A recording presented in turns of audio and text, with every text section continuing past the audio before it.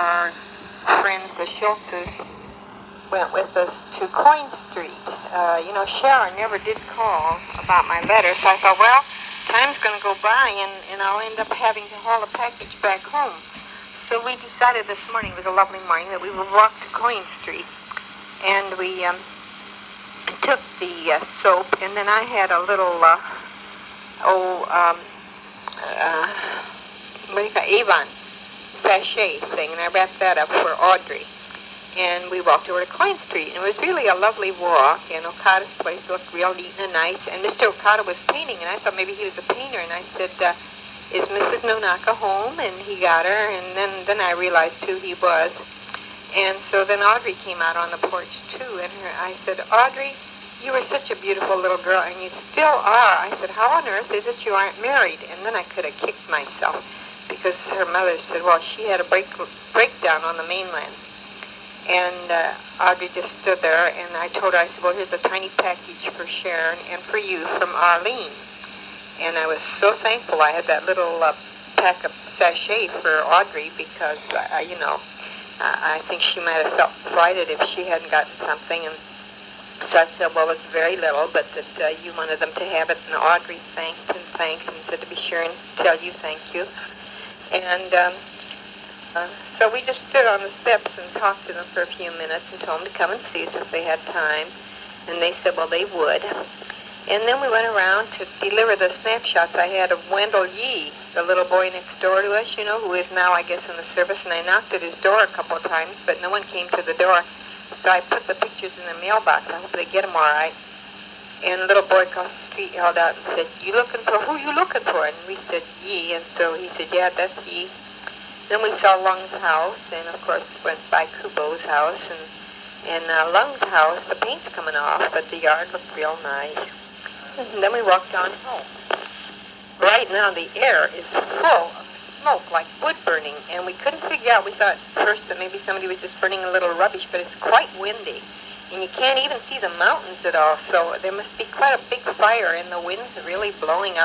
I'll let you know later if we find out what's burning. And I hear sirens now. I guess the fire engines are getting there. And as I say, you can smell the smoke and you can see it all over from the mountains to Waikiki. So there must be a house on fire. On our way back from Coin Street, we stopped at a supermarket called Everybody's, and I bought a papaya and some more saimin. I love that saimin. That's that soup, the noodle soup that you add carrots and vegetables to, and it's real good. Yesterday was kind of a fun day. We went to Punahou School. They were having a big fair. Wow, what a fair. All kinds of rides, all kinds of food to eat, and all kinds of old donations, old clothes and new clothes that were sold, and just all sorts of novelties. If we only didn't have so much junk to haul back of our own, I could have bought an awful lot of stuff that were, those good buys, but we can't carry much stuff back with us, and so we couldn't buy much, but it was really fun. It was fun to see and hear the people and see all the things they had for sale, and then we got on a bus and came home, and Aiko took me to the Willows. I don't know if you remember the Willows or not, but we had a meal there. And though it's a nice place and full of lush greenery, and they have tropical fish in the water, it is, I think, way out of line. It's very expensive, and I had just 2 pieces of chicken, and they were fried real dry, and about, I'd say, no more than 2 teaspoons full of frozen vegetables, mixed vegetables, French fries, and mediocre rolls, and coffee, and it was $3.75. And the coffee was extra, and then Aiko insisted I try their pie. And one little serving of pie was 60 cents. So it was a very expensive meal, and as I say, I prefer the Flamingo to the Willows any day. And then she was going to take me to see a Japanese play at the university, but they were all sold out of tickets. Even the paper said they were sold out. So she took me to a very gruesome play at her high school, where she's coordinator at McKinley School, and it was about a girl who had a stepmother, and she was very jealous of her stepmother, and so she and her gang of friends kidnapped the half-sister, and they were going to kill her. They gave her an overdose of sleeping pills and everything, and then they wished they hadn't done it, and they got $10,000 ransom, and it was really kind of a weird thing. But the attendance was shockingly, I know there weren't more than 60 people there, and Aiko kept saying, oh, this is awful. That man worked so hard to put this on, and he said, then look at just a little few people. And the thing is, they had a big basketball game going on at the university, and they had so many activities. They had a Punahou Fair and everything, so they just have so much going on that certain things are not too well attended. And then she took me and drove me around in the dark a little bit to pass some of the beautiful sections. And while we were eating, I don't know how it came up, but I said, well, Aiko, I just was so sorry to hear about your son.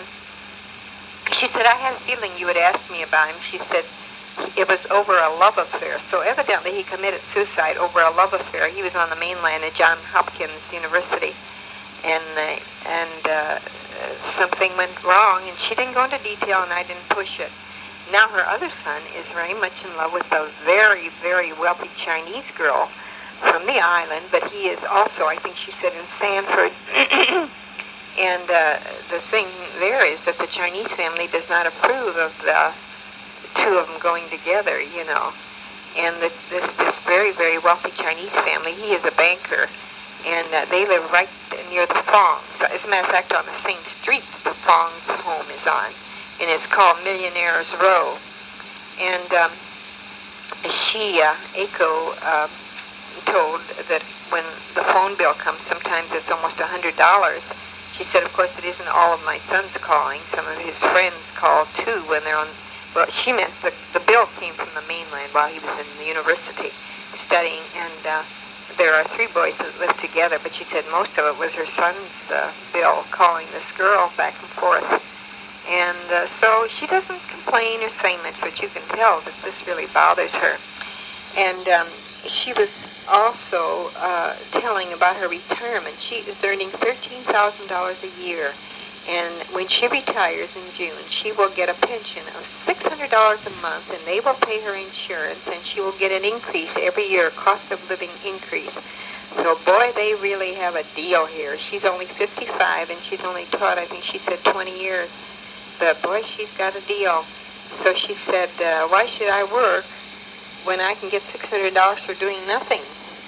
And so she gave it up. But I think maybe she's giving it up. Maybe it's too much for her, because she would sit at the go light and not see it, and she turned down wrong streets, and she seemed very frustrated. I don't know, and I suppose her son's misfortune bore down on her more than she'd ever admit.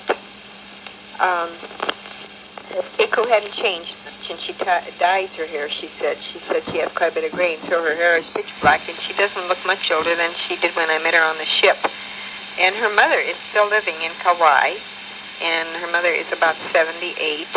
Her husband was in California with his insurance. He flies around an awful lot. And she is really a real golfer. She loves golfing so much, and she bowls, and she's very active, very tiny and very active.